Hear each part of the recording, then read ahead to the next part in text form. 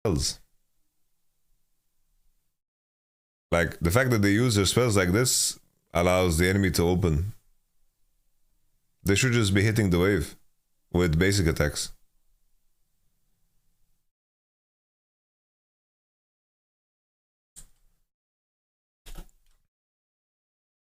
And also, like, really big deal here what Gumayushi is doing. Like, Gumayushi just starts queuing the wave instantly. He just wants to contest the push.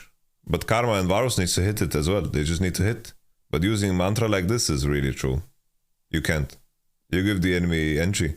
Like here, you don't have mantra, you don't have Varusi. So they don't have spell. Right? They're on the wave without spells. And this poke they did is really insignificant. Really, really good, like, really good highlight of lane details on bot. I don't think Ezreal Twitch should be winning level 1. Like, I think Karma and Varus should just be hitting the wave. Yeah, they should just be hitting the wave and save spell. And when they've won the push, then they can poke. But it's very important that they win the push. And in the mind of T1 is they don't win push, but the enemy use their spells, so they're so much weaker and all in.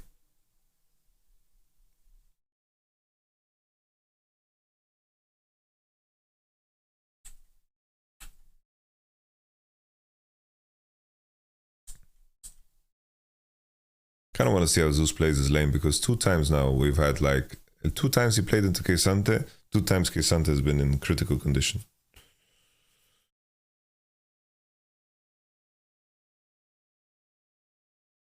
Seju is doing the Destiny Cloudfist pathing.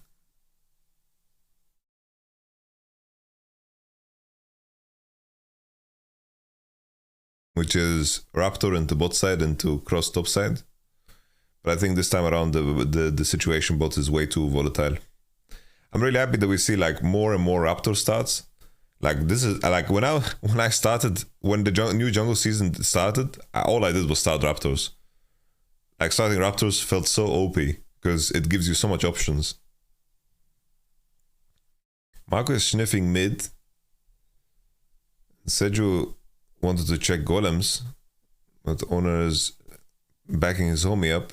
Will we see a Q over the wall? Okay, nice W out from Sylvie.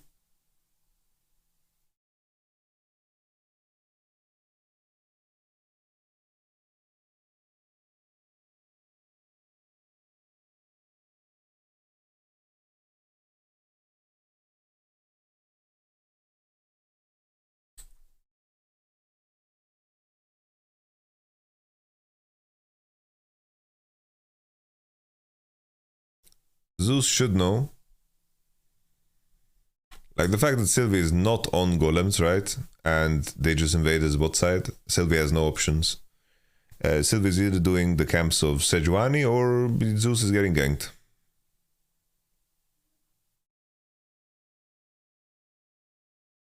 Zeus's flash.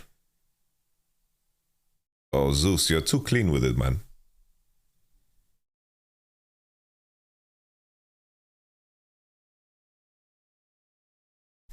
Is it common for bot laners to start D-Blade? Well, it's like D-Blade is better in all-in, but potions are better in long-term, right? So it depends on how you want to play it. Like if you're playing against all-in lanes or you want to leverage your all-in, having Doran's Blade, that HP is better than Longsword, right?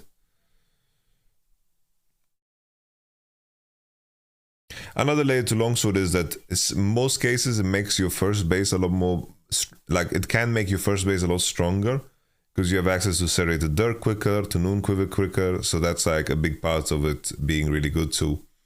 Another layer of it is, it's like, if you have only one potion, it's like you can take potions and drink potions during an all-in, right? And that can also equate the Doran's Blade HP. But if you are all-inning and you have Doran's Blade and a potion running, then it should be stronger than Longsword. But obviously these conditions need to be met either through the idea of the enemy's lane or your lane against the enemy's lane. Very nice bait here from Korea. Just pushing in river. It's very nice. Gumayushi. He's just pressuring forward because Varus used both of his spells. Gumyushi spell awareness is just way too dank. Like here, he queued the wave right, and then he E'd, and now he's just E'ing forward. Gumyushi could have potentially E'd the Varus E as well, and dodged it. Kama got baited. I'm not a big fan of LeBlanc at all in the current meta. I think that she struggles against the mages in lane, and too many tanky homies in the game as well.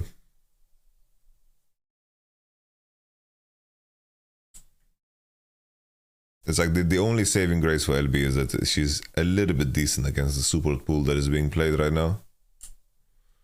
But like the junglers that people are playing are not good for LB. I think this is like the biggest problem. It's like LB doesn't have synergy with any of the junglers in the game.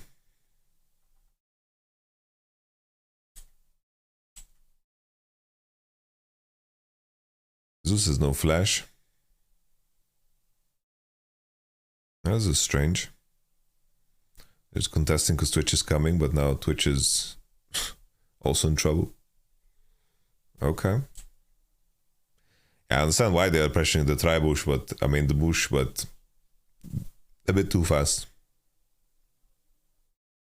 Owner also had all camps up when he was doing this, so it's a big time waste.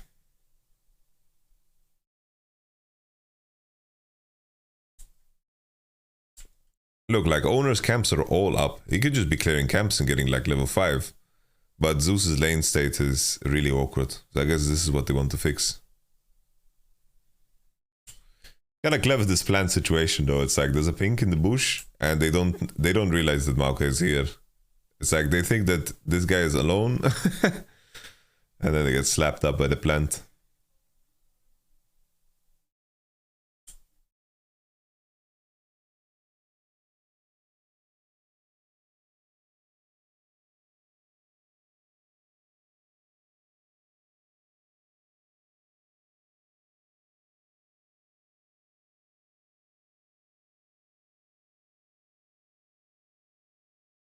Sucks to be Jay's case.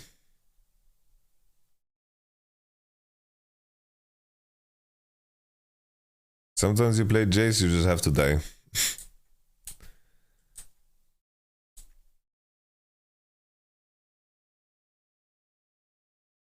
Okay. Nongshim fighting back.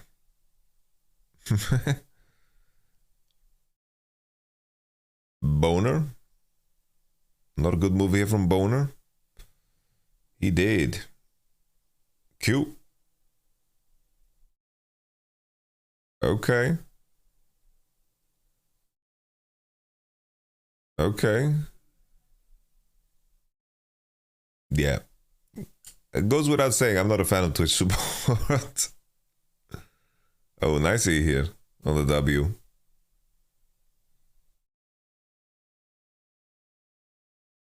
Honestly, I don't think this dive would have worked either way, even if the E didn't go through.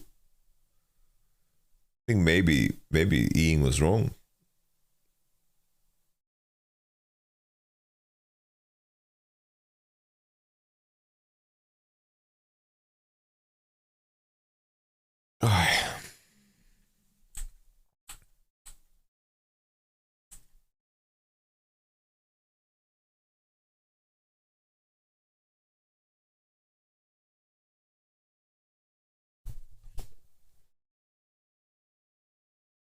Very close. Like every Varus should be killed on bot. Like Ezreal Twitch is a very weak lane in my opinion. It's like they all in level 1 or they just suffer in silence for the rest of the game.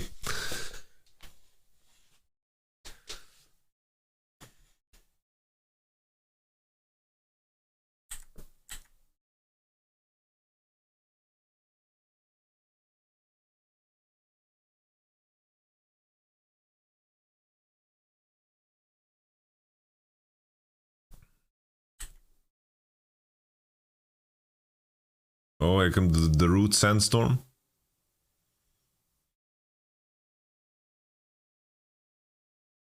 Yeah. But the issue is that you're picking Twitch, right?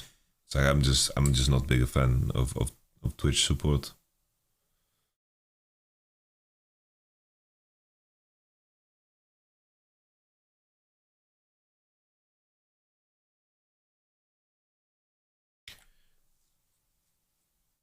When do you play Phase Rush on Maokai? I like to play Phase Rush on Maokai in games where I know I have to W. That's, as silly as it sounds, that's the truth. If you're playing games where you're never gonna W in, and you're in no fear of getting invaded, then you can play First Strike. Otherwise, Phase Rush is the way.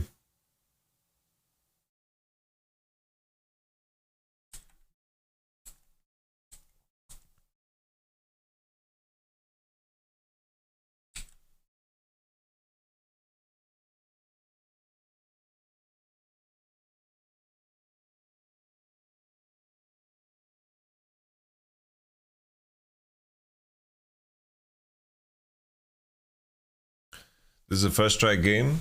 Yeah. Yeah. I would say so, yeah. Depends on how likely you think it is for you to get invaded.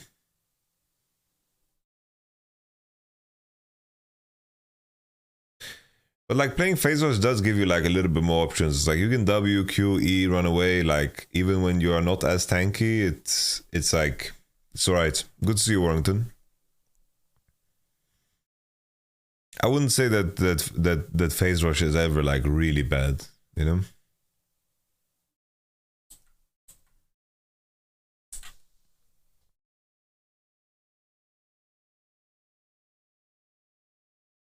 Nice W placement.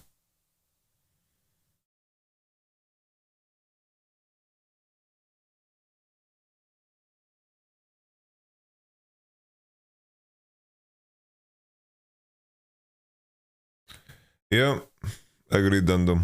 Agreed.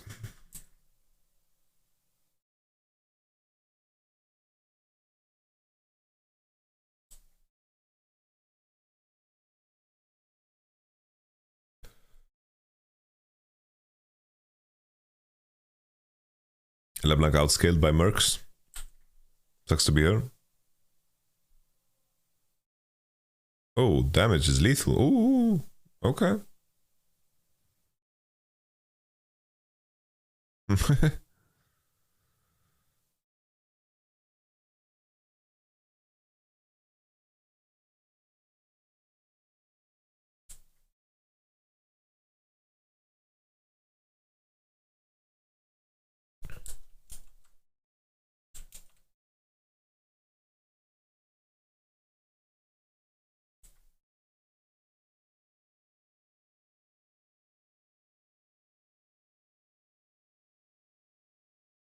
Unlucky.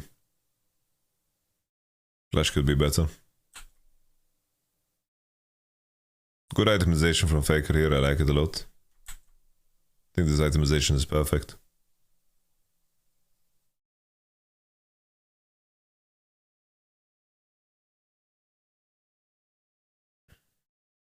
Do you think an award like Ballon d'Or would ever work in esports? Well, in theory, we have something similar, right? I would love to see more. I would love to see more engagement from Riot to like celebrate people in the community, you know, players and content creators. Like I think they should do like a Riot award show, you know. That would be cool, you know. At this point, there's enough games and enough going on that like just create like a Hall of Fame, create a you know, celebration of people in the community. I think it would feel very good for everybody involved, you know. I think that Riot has like has done enough to do that. No, not RiotCon or Riot Fest. Like that's just and more like the Oscars, but for Riot and its players and so forth.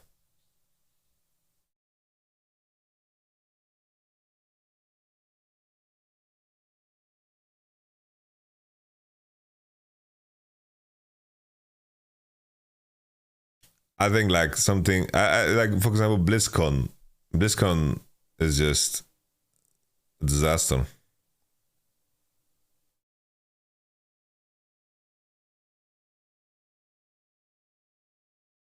Yeah, sad claps, but the thing is, it's like it's already the case, right? It's like I'm a league partner. I'm a league partner, and that's it, you know. I think that's perfectly fine.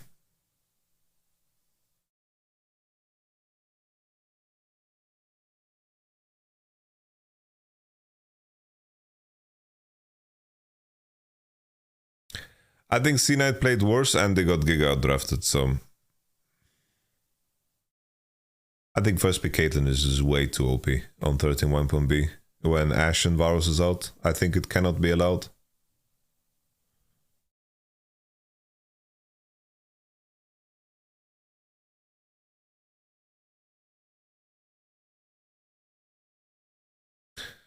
Like Fudge threw away his lead, he like queued under the turret and took turret aggro, and then like he died.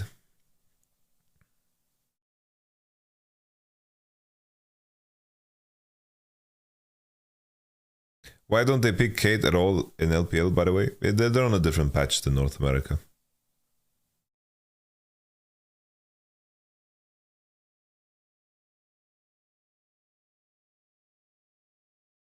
I think LPL doesn't like Kate Lux too much because... Honestly, not so sure why. NA is 13-1.B, yes.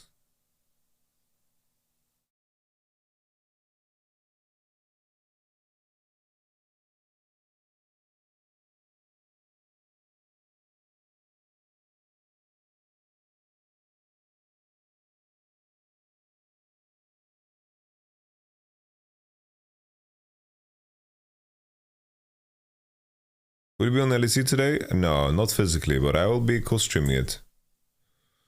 In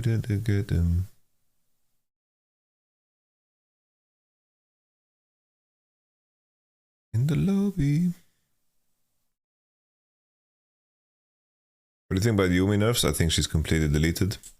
Here you see a mistake here from Nongshin, and they punish it so well. Right? It's like here, the big mistake from Nongshin, they're all showing.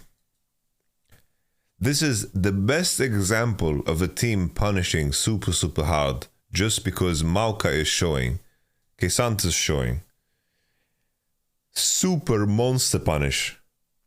What is the punish? Jace is pushing the neutral for free. And Azir is finding an all-in angle. This only works because Nongshin is showing on their bodies on the wave. What did they accomplish by doing this? Right? Absolutely nothing. Absolutely nothing. Oh. This is such a common mistake that teams do, is that most players, right? They're in the state of mind that I need mid prio, guys. We need mid prio. How do we get mid prio? By going on the mid wave. We get mid prio. We go here and we get mid prio. But what's the point of mid prio? What does mid prio do? Right? What does mid prio actually do? Mid prio is only relevant because you make the enemy AD carry show under the turret. And when you enter into these areas, you can create a situation where you outnumber. If there's a situation where you're showing 4 people on mid to get mid prio, an enemy AD catches, and you're completely blind and you don't know if the enemy can dive you or not, and you can't dive the AD because support and jungle are in fog. Just because you show 4 on mid, the enemy side laners are going to be able to kill the neutral. So when you talk about contesting mid, it's more important to have vision around mid to make sure that your AD can contest the wave freely in a way that basically the information that your AD needs is to make sure that if the enemy wants to push them off the mid wave, they need to show their bodies. That is what is important. That information is important. If the enemy is going 4 on midwave, 4, and they're showing 4, and you're in a situation where you're the AD that doesn't want to contest the neutral, you back off. And the most important thing is that you have the information to do so. And the same thing is in reverse. If you are stronger mid, right, and your AD is contesting, then it's more important that you're in fog of war with jungle and support, so you can contest onto the neutral quicker. Basically, Maokai, by staying in fog, can be both in mid and contesting, just because of the vision around mid. Let's say there's a ward place. Let's say there's a ward here, there's a ward here, and a ward here. Let's say there's a ping here. Okay, let's say Varus is safe now because nothing can force hard engage on him without showing. Then Maokai and Karma, let's say as an example, can go and contest the neutral.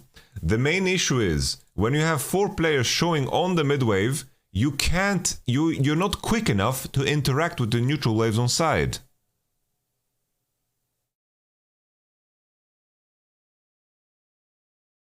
So basically, I am AD. I get vision around mid. Then the enemy is not sure if Maokai is on mid or Karma Maokai is on mid or not. And I can contest. The enemy, in order to break this, they need to show on my vision. And if they show on that vision, we can continue.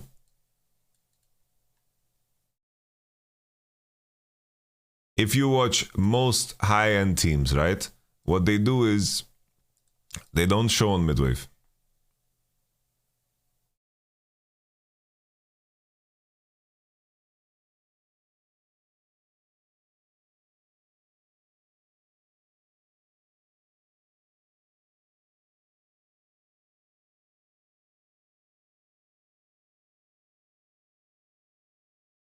What do you mean? Nexus. What do you mean? Yeah, you can draft early game for lane prio. That's basically Caitlyn. Caitlyn Kalista, this is what that is, right? Ashe support, like all of these supports is for that. Do you think BF pickaxe 3 cloak of agility into IE first item can be a thing? It was a thing. People bought it. No Nash pressure here, so it's a very good timing, gang.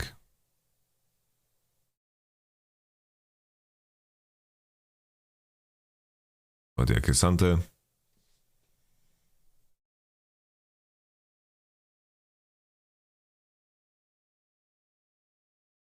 No, well, sometimes dots, some champions are just weaker, right? Sometimes champs are just weaker, and the enemy knows about it. You can't fake being strong, because the threat needs to still have some form of execution.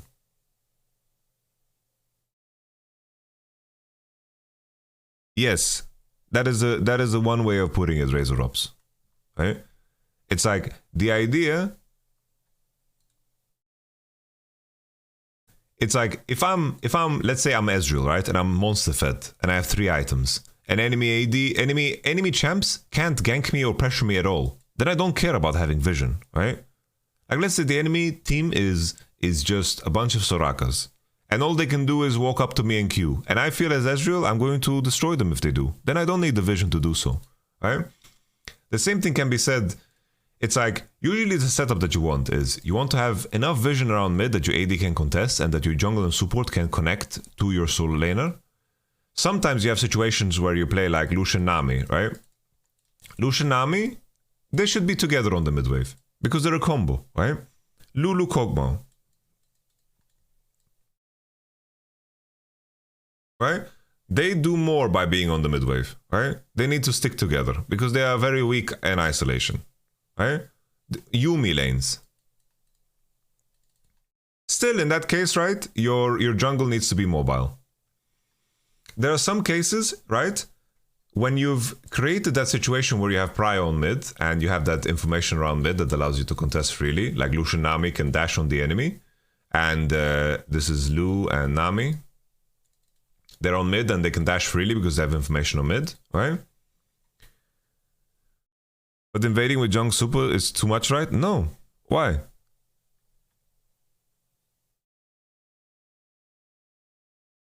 Because like invading comes back to the usual point, right? It's like you have mid prio and then the enemy AD is showing on the wave and then AD hovers here and your jungle and support are in the mix, right? Well, it depends. This is a conversation, come on, where it depends on what turrets are available. So basically how I like to divide the map, what I always show players, if this turret is alive, you need to... Basically the sequencing of turrets that you destroy. If this turret is alive, fighting in this area is very deadly. This is the dead zone. I always show my players. This is dead. Don't go here. Why? Because even in a case where your AD has prio and he goes first, the enemy AD is going to connect faster and you're face checking space.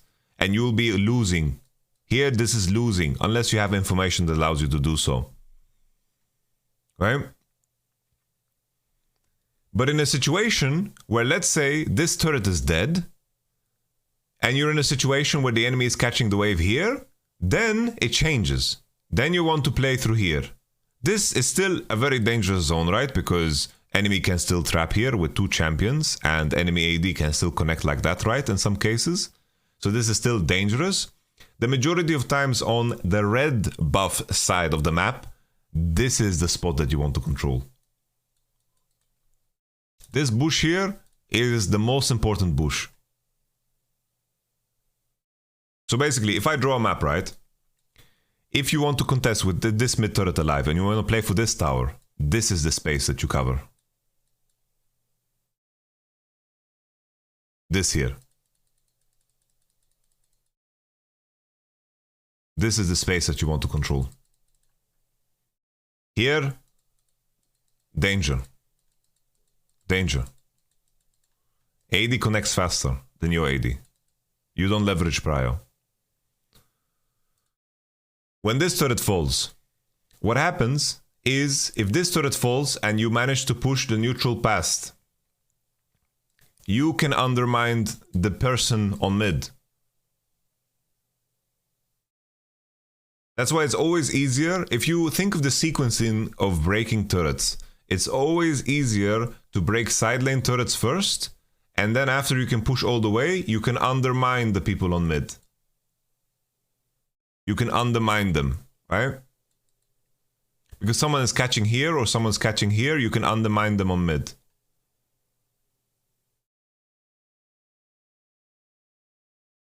Taking tier 2s, most of the time is kind of unrealistic. Like if the enemy team plays good, undermine is like, let's say one person is here, okay? Let's say one team is stacking here, okay? They're stacking here, they're protecting pixel. If you are going at them front face first, you're going to be losing, right? And in most cases, what you want to do to undermine this position is to find flanks, right? You find flanks, you attack them from multiple angles, you undermine their position. Why? This is true in war as well, right? It's like, if you read The Art of War, it's true too. It's like, if someone is controlling a fortress, attack it from multiple angles. This is literally Sun Tzu shit. It's just so much easier with bow and arrow and catapult and whatever the fuck, if you just have to fire it all in one direction. Your shield wall is in one direction. Everything just points in one direction, and the enemy has to enter into you. The moment you are flanking the opposition and attacking from multiple areas, that concentrated power and concentrated effort will be scattered.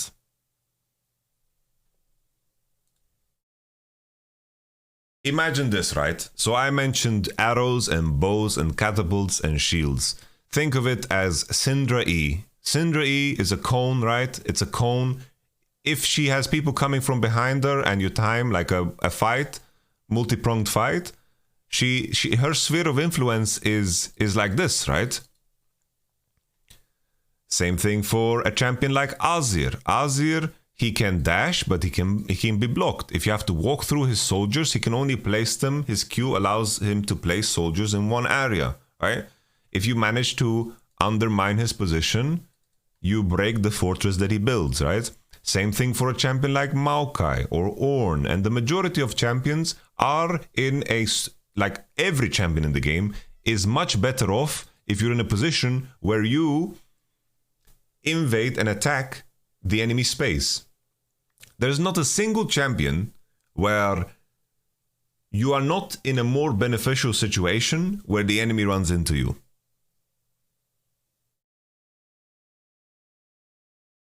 The only ability potentially that doesn't work that way is like Ash Arrow, okay? Because it's like the distance it covers, the longer it goes, right? Darius is a prime example of being super happy when people go into him, right? Darius is literally a meat grinder. If like Darius is a champion, Darius, the best comp you can build around Darius is poke.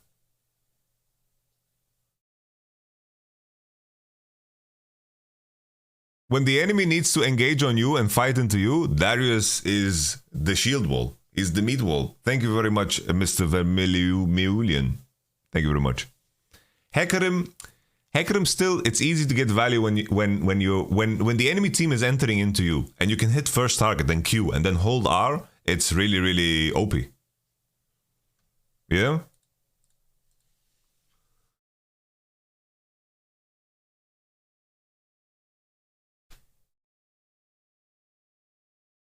Oh, the fake is sweating. Gwen is one. Yeah, Gwen is really happy when people enter into her space, right? But most champions are like that. It's like, if I'm playing Ornn, and I'm trying to Ornn, very much easier to get value out of my champ if the enemy is running into me. What's the most exciting game series that you watch of League of Legends? It's like, DRX and T1 was really exciting. EDG versus DRX was super exciting. I think Genji versus Damwon was super exciting, and this is just in the recent year. Like, we were really blessed last year with some insane series. I think EDG versus Damwon was really hype. I think that T1 versus G2 was really insane.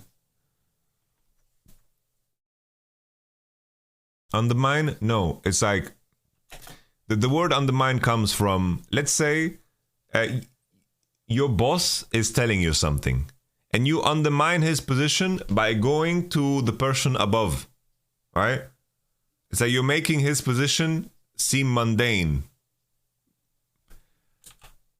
And in the context of League is, if someone is defending a location, right? It's like I'm fighting forward. If someone undermines me, they're coming from behind, and they're pressuring me from behind. I am no longer safe. Right?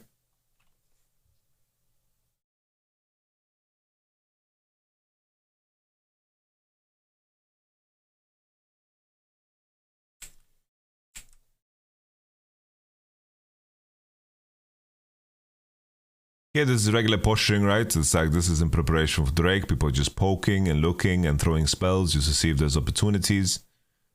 I think Faker here could have ulted, but it's completely fine, just died. I think he was worried that he's gonna get Kisant ulted, which I understand. New champ.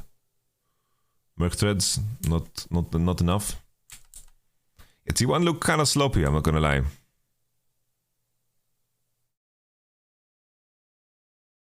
Only champs that don't benefit from this are considerably assassin champions. Not really, right? It's like, if I'm playing Zed and I have enemies running into me and I can like loop them up by like W EQing in preparation for a fight, I'm kind of happy, man. Same thing with Talon. If I can like throw Ws and the enemy's like trying to run into me and engage on me,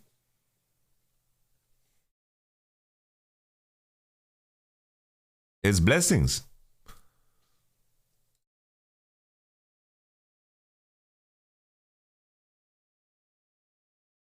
But it's also the additional layer, right? It's like, if I'm in a situation, if we're holding the fortress here on Pixel, and you are entering into space like this, it's not necessary only that as the assassin player I'm going to stand in this area, but I can be here too, right? I can be here, And as the enemy crosses and they're running into my team, me getting these angles is also really broken, right?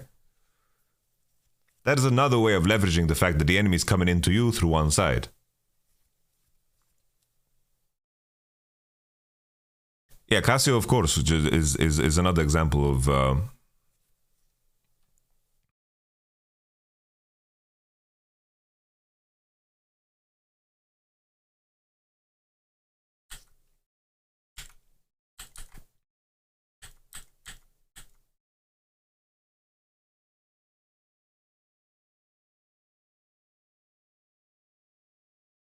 What do you think of Belvet in Pro? I'm not a fan.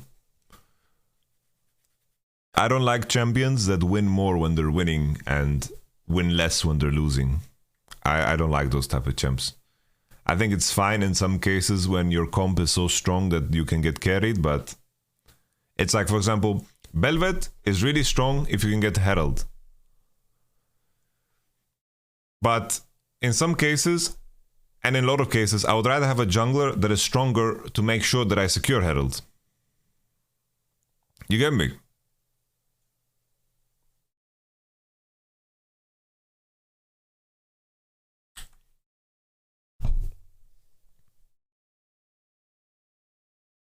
It's like the same question of Kayn, right? Kayn is very similar. If Kayn gets form, he's broken. If Kayn doesn't get form, he's useless. Sometimes you can get away in games where you get form, but there's a lot of champions that are good and better when they're strong, and they have strong teams too. It's like Sejuani is an example, right? Seju provides a lot early game, can do a lot for the game, can gank, scales well. If Seju is ahead, oh, that's fucking fantastic. The champion is good too.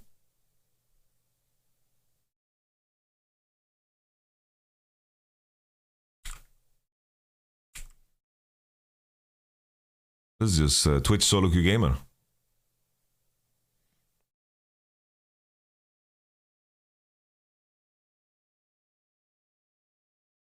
Yes, for example, the Belvet game that we saw in LEC, it's like they had a hard winning bot and Belvet just need to participate in dives, and then she had such a strong team that she would secure heralds, and through that they ended the game in 18 minutes.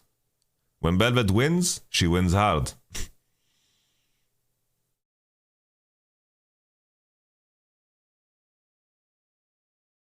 Oh. Komayushi is trying to fucking find a way to play this fight. This is so weird from T1, man. This entire game is so absurd.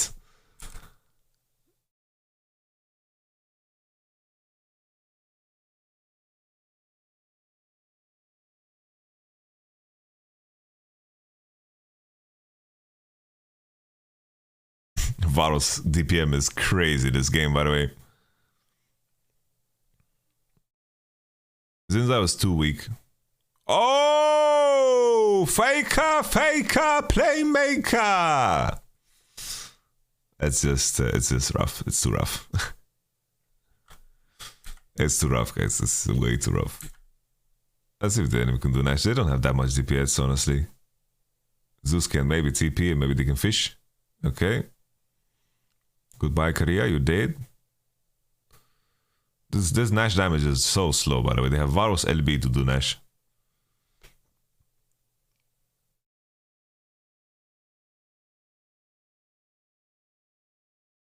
Comet is way better for lane.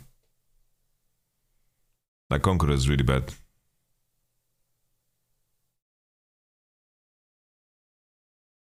I think that the mid meta and the jungle meta and the top meta is very bad for LB. Only support meta is fine for LB. LB is good in situations where top lane champions are not as beefy. And jungle champions are not so beefy. I like to play LB if enemy is playing Kindred. LB is LeBlanc, yeah. I don't like LB here so much. Like LB doesn't even win lane. It's like LB Maokai just kind of sucks ass. It's like the enemy buys mercs and then it blows. Would you go back to Fnatic if they ask you to come back? I don't know. I would ask for some specific conditions, but I do miss Ivan and Humanoid and Wunder. I would ask for specific conditions, but yeah, we shouldn't have that conversation, guys. Let's just give them their support.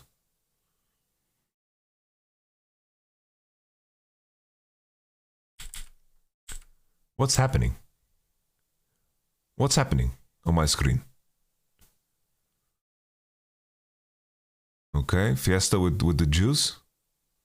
Actually, Fiesta has gotten so fed. My man's level 16. Kind of went on so many tangents in this game, so like I'm completely lost. Yeah, T1 is completely running it down, and Zeus is just eating saplings on cooldown.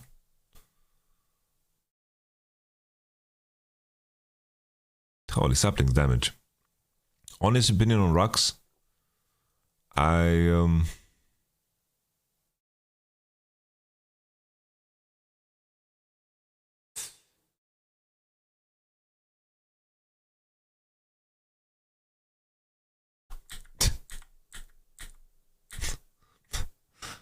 Oh man, fuck these Twitch support picks, man. Bro, man. Like this Twitch support was so bad. Fuck this Twitch support, dude. And owner was completely sprinting it too, like.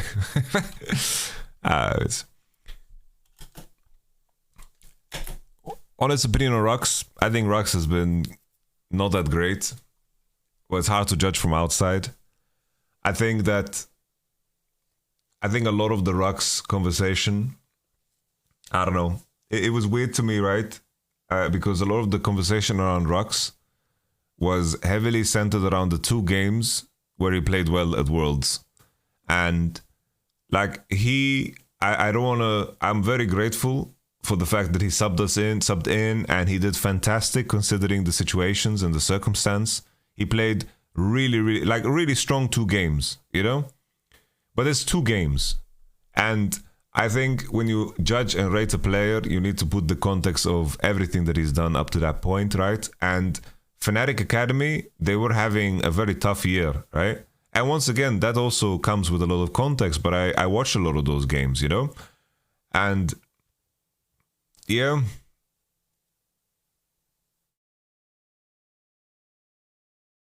Obviously, you can't blame any team's problems only on one player. It's like we know too little and there's no pro view and so forth, but I'm just talking about the plain comparison between Hilly and Rux. And I think Hilly is just a way stronger player.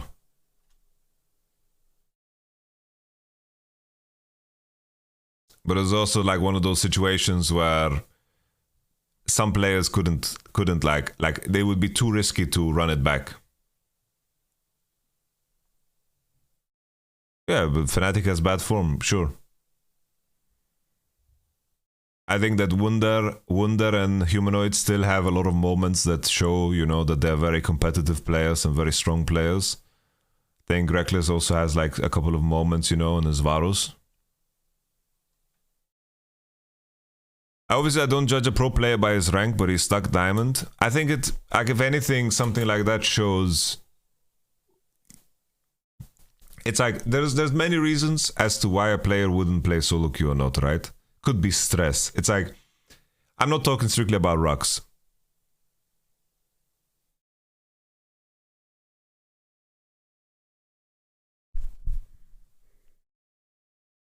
It's like,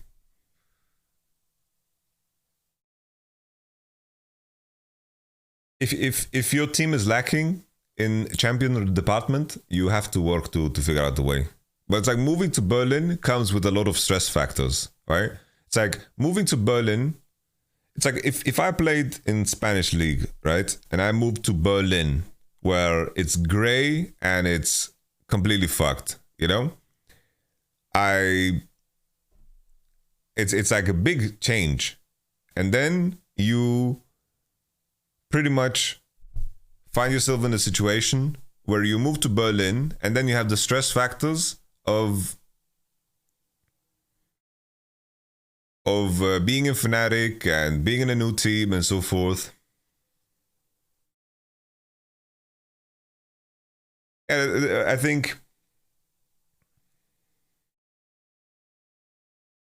you know, we had so many scrim issues last year with Fnatic, and I think it weighed the heaviest on Upset. Because Upset came in every single day performing, you know? Every single day he came in and he performed and he put in a lot of fucking effort. And when he didn't feel the same from his teammates, it would drain him, you know? It would drain him more and more and more and more. And there was a whole year of that, you know? And it would drain me too. It would drain me too.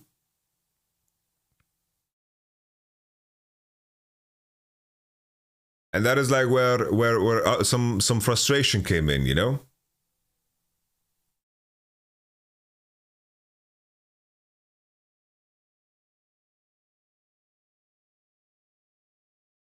So Upset is one of the most hardworking players I've ever worked with. Bro, like you can just see his work ethic in solo queue as well. Bro, he plays fucking solo queue games as if they are world finals.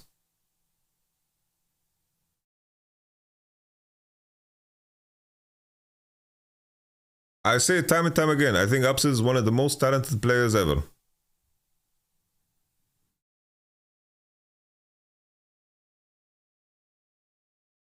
And it's like, you know, after a year of frustrating scrim practice and the roster remaining largely the same, you know, you can put one and one together. It's like there's also reasons for a player like Upset not to want to play, you know?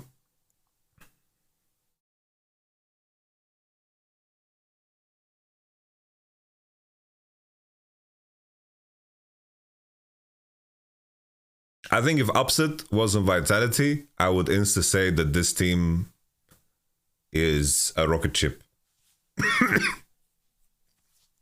I think if Upset was on Vitality, this roster would have been absolutely like bonkeristic, man.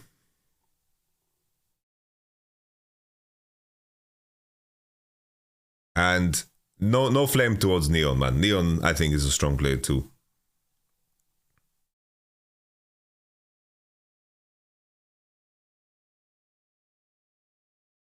Kaiser's having a difficult split though. Bro, are you watching the games? He had like a shit Lux game. He had a really good Braum game, good Leona game, good Rakan game, a really good Ashe game. Like, I think Kaiser has been the second best support in the league. It's hard to say though, when we say Neon is a good team fight, but man, he lacks laning. We don't know if it's Kaiser who lacks laning or whatever. It's like, when it's dual lanes, it's harder to judge. When we don't know. When we don't know who does what, you know? It's a lot harder to judge. Well, I never thought the series would go 3 games. We're not gonna have time to review a lot of the stuff.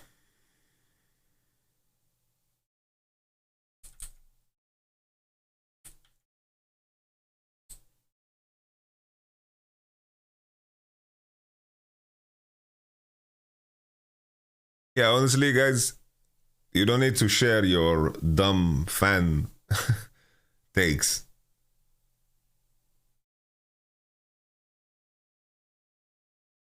I went shield bow. Well, you went shield bow on Tristana, so you're not going to be useful.